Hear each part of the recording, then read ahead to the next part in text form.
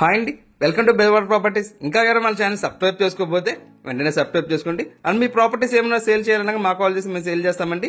ఇప్పుడు మనం చూడబోయే ప్రాపర్టీ వచ్చేసి మనకు విశాలాంధ్ర రోడ్లో ఉన్నటువంటి మెట్రో ఏదైతే ఉందో ఆ మెట్రోకి చాలా అంటే చాలా నియర్ బైలో ఉండేటువంటి ఒక ప్రాపర్టీ అయితే మనం చూడబోతున్నామండి.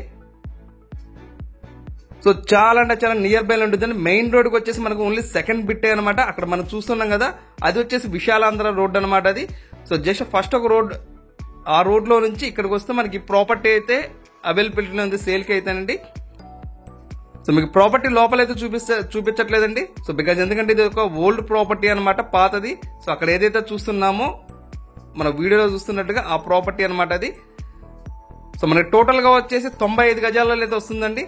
సో మనకు బ్యాక్ సైడ్ కి ఏదైతే హౌసెస్ కనిపిస్తున్నాయో, సో ఈ ప్రాపర్టీ బ్యాక్ సైడ్ ఏదైతే హౌసెస్ కనిపిస్తున్నాయో అది విశాలాంధ్ర రోడ్డుకు మెయిన్ రోడ్డుకు ఆనుకున్న ప్రాపర్టీ.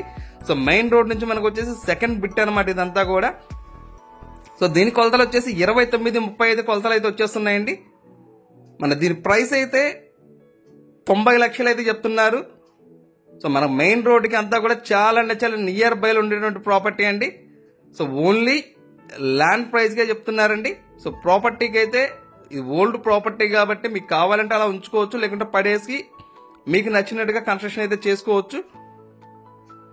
సో ప్రెసెంట్ అయితే రెంటల్ అయితే దీని మీద ఒక 10,000 అయితే రెంటల్ అయితే వస్తున్నాయండి.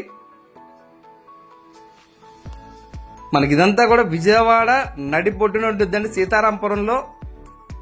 మనకు మెట్రో ఏదైతే ఉందో మెట్రోకి చాలా అంటే చాలా నియర్ బైలోనే వచ్చేస్తుంది. 90 lakhs అయితే చెప్తున్నారండి ప్రాపర్టీ కాస్ట్ అయితే. Thank you for watching.